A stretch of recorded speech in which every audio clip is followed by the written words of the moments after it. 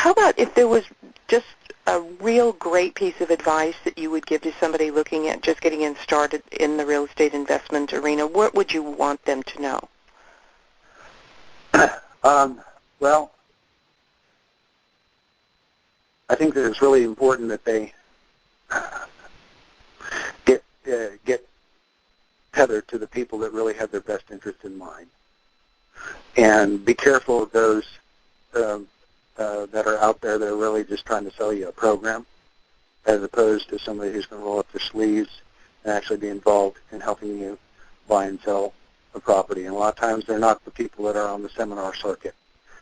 A lot of times they're those trusted advisors that you have to seek out and find. And like you said, mentors are really important. That's that team concept: trusted experts, advisors, and mentors. That's what I would suggest that you do, is to start building a team of people that are willing to help you, that have a heart to help you, and that have the time. That's the other thing. A lot of times, some of these top tier professionals don't really have the time. That's why I enjoy the seminar presentations, because I can teach people with and many of them all at the same time, and that saves everybody time. Mm-hmm. Absolutely. I would say really learn how to be able to know what you're trying to do to set your purpose, and be able to learn goal setting. I think there's great, Jim Rohn, Brian Tracy, the great speakers out there that have great programs of teaching you how to be able to set goals. And then time management. In fact, that'll be my next book that I'm going to talk to you about, helping me promote, which is called The Highway, which is called Purpose, Goals, and Priorities. You got to know your purpose, and if it's real estate investing, you got to know the why. And then goals is to set a target and a time frame, and then priorities is that time management factor.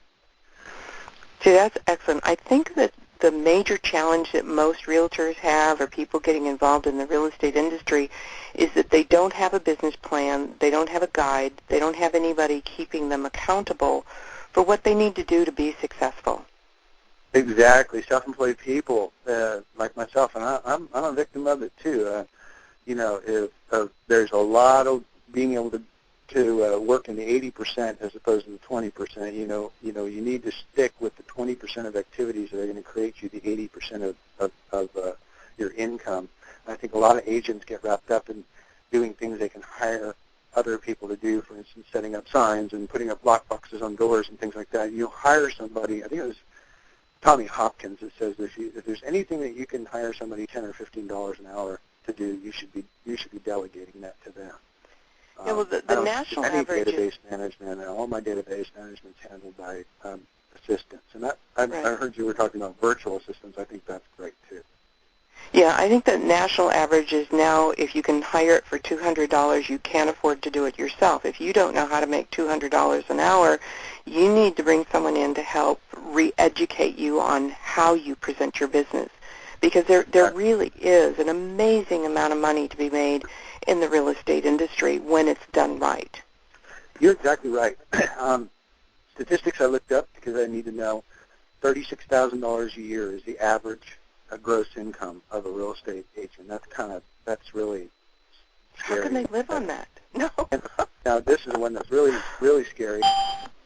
The first year real estate agent is $8,000.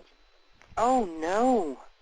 So if you're going to get in the real estate industry, you need to hook up with some people that can get you leads and keep you accountable and help you set up a business plan, or you're going to, just like the majority, end up, going by the wayside. And so I suggest, just like you talked about, if you're going to get into the real estate industry, hook up with a team that is already successful and learn everything you can from them.